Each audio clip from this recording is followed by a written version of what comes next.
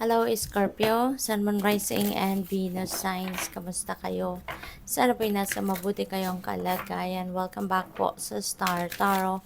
At kung bago kayo dito, welcome din po kayo. Please subscribe, like, share my videos, and leave me a comment kung naka-resonate po kayo. Thank you. So, tignan natin kung ano mga messages ni Scorpio. We have community. This is very beautiful kasi you have a very supportive community around you.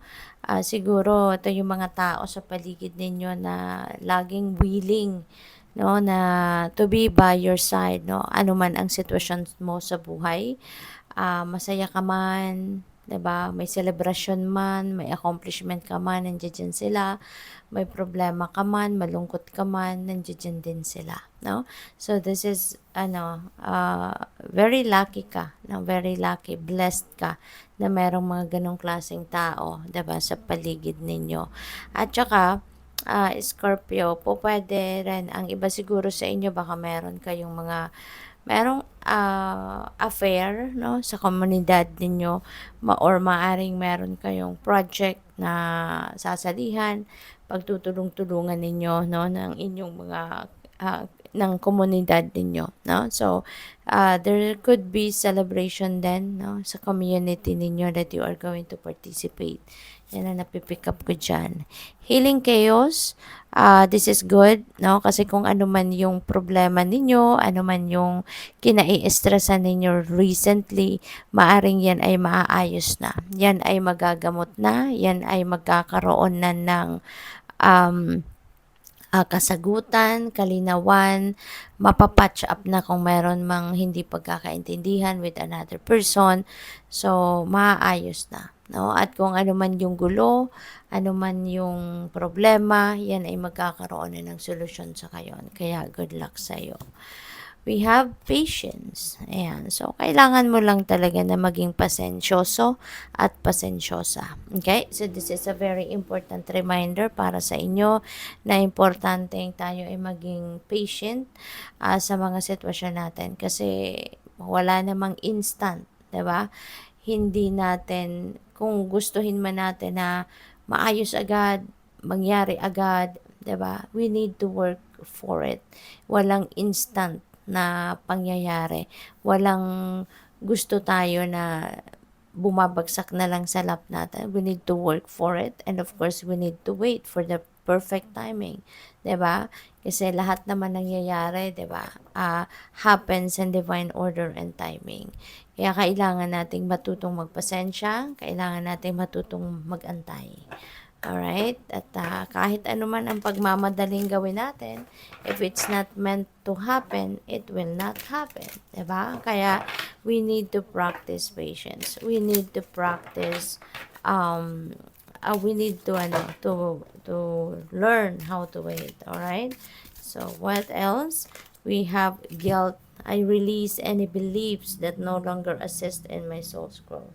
Ayan. Kasi kung hindi naman talaga, diba, nakakatulong sa'yo, then why keep it, 'di ba, sa sarili mo?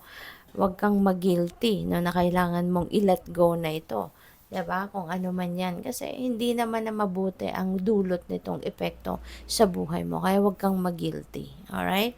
So what else? We have health. I will honor the physical vessel that enshrines my soul. So this is beautiful.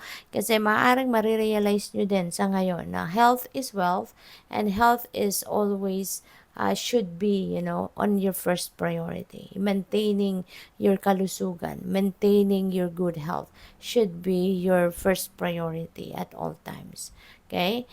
So maaaring ngayon you are going to be doing that, na yung ipaprioritize mo ay ang inyong kalusugan, ang inyong well-being, maybe self-care, self-love, ang gagawin ninyo rito. Okay? So, napakaganda. So, what else? we have happiness at magiging masayang-masaya ka din, 'di ba? Well, there is healing chaos, maaayos na kung ano man ang gulo, kung ano man mga pag-aaway, magkakabati na, magkakaayos na, mapapatch up na. Plus, you have a very supportive community around you. So, talagang maraming rason ka ngayon, ano, para ikaw ay maging masaya.